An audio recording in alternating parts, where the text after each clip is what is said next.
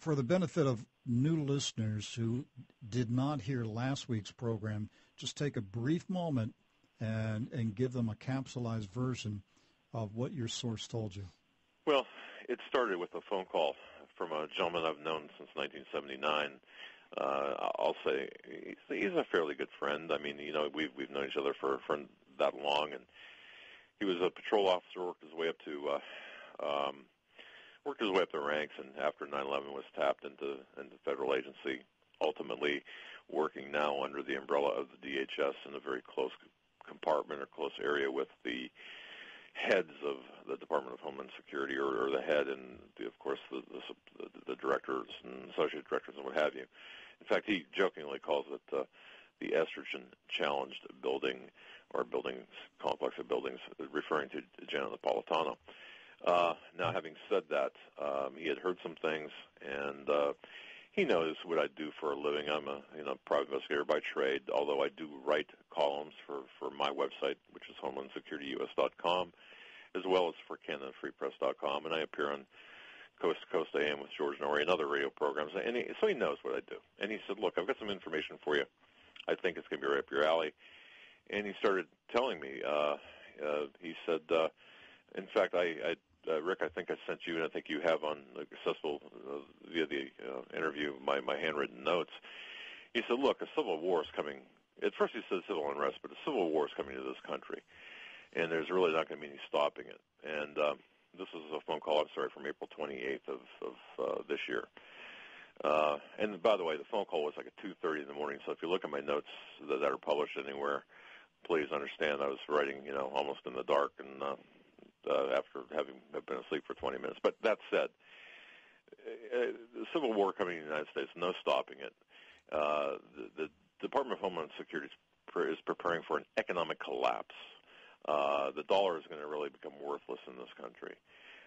He's never seen it this bad, worse than, today is worse than he's ever seen.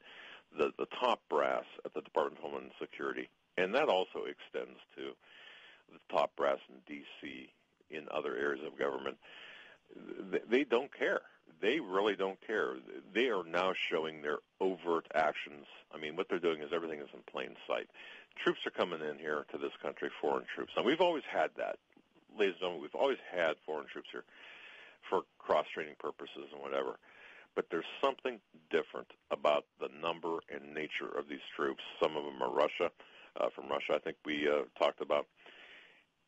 And everyone knows that Barack Hussein Obama is a fraud of a president. When I say fraud, and I mean that to its literal and legal sense, as he does as well, that he is ineligible for the office constitutionally, and that we really don't even know who this man is, other than the fact that he's a revolutionary.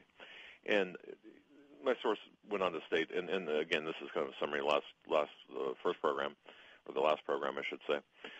When the dollar collapses, this will trigger the unrest here in this country. It's going to start in Europe. The trouble is going to start in Europe, according to their analysis, and head here. And when we see that, just starting down, because we only have days, and people like Bernanke and others, they're going to be in hiding, and they're going to know that hey, their butts are on the line, and they're actually facilitating. I mean, the DHS look, they're preparing for it. I think we talked about, and I'm trying to remember now. I think we talked about the various events that led up to, or the various events over the last several months, the various executive orders, the ordering of ammunition.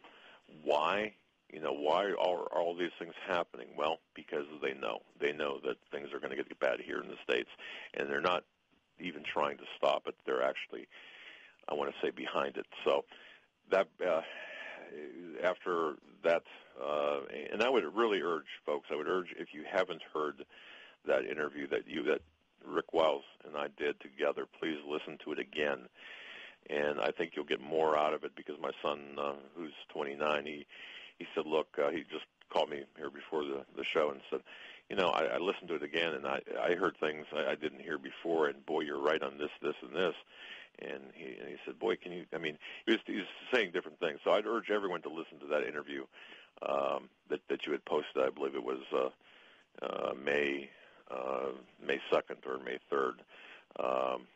But certainly go through and listen to that program.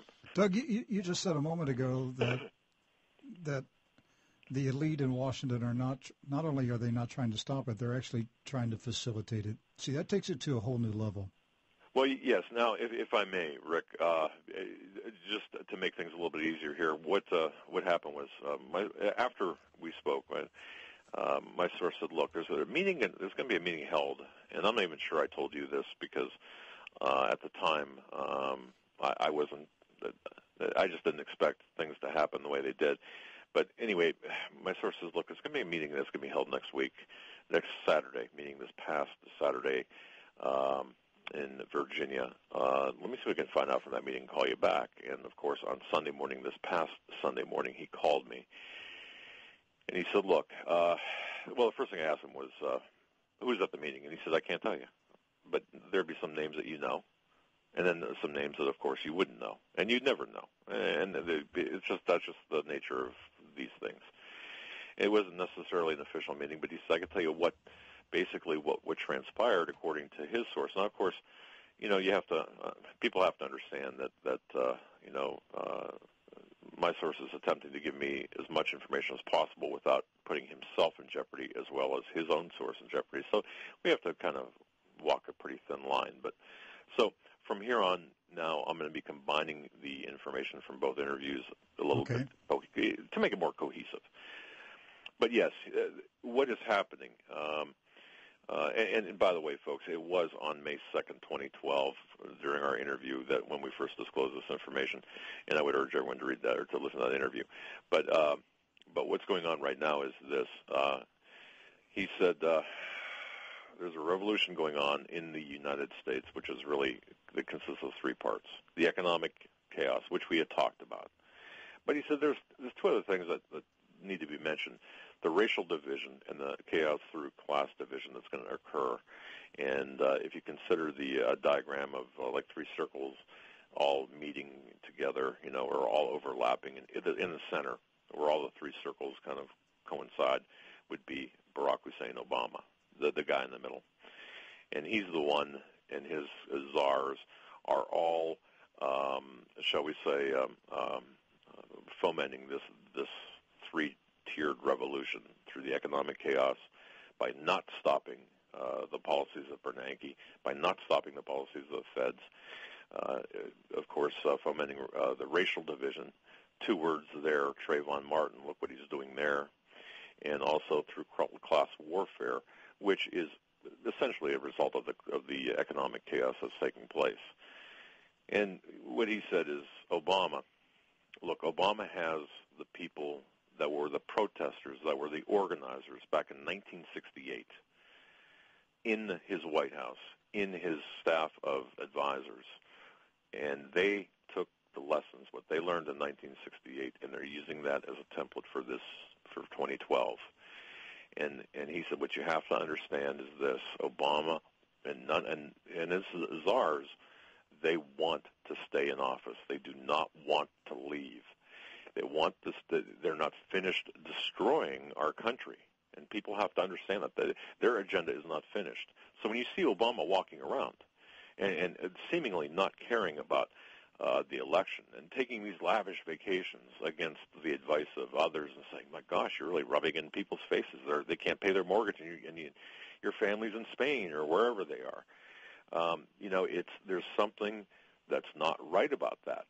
The body language is all wrong. The act of non-caring is all wrong. So what he's saying is, look, all the people that he has around him want him to stay in power at any cost. And what better way, and this is where it really gets frightening, what better way, if the dollar tanked, there was hyperinflation, we couldn't afford food, or food suddenly became unavailable because of the collapse of the dollar, and throw in the racial division and the racial strife that's actually being fomented by this administration. and the haves versus the have-nots. Imagine all the rioting. What better way to stop or postpone an election than that? Than to say, citizens of the United States, listen, in the interest of the country, because of the way things are right now, we've decided to make, healing of the country that priority, and therefore we're going to definitely postpone the elections until we get everything under control. Then we'll go back to normal. And that trial balloon, folks, if you remember, Governor Perdue from South Carolina, I believe it was, that trial balloon has already been floated on a congressional level before, just to see what the response would be. So if you think it's not, if you think that it's some crazy guy, meaning me, talking, or even crazier, my source talking, that's already been done. I mean, people have already said this. Doug, I was thinking about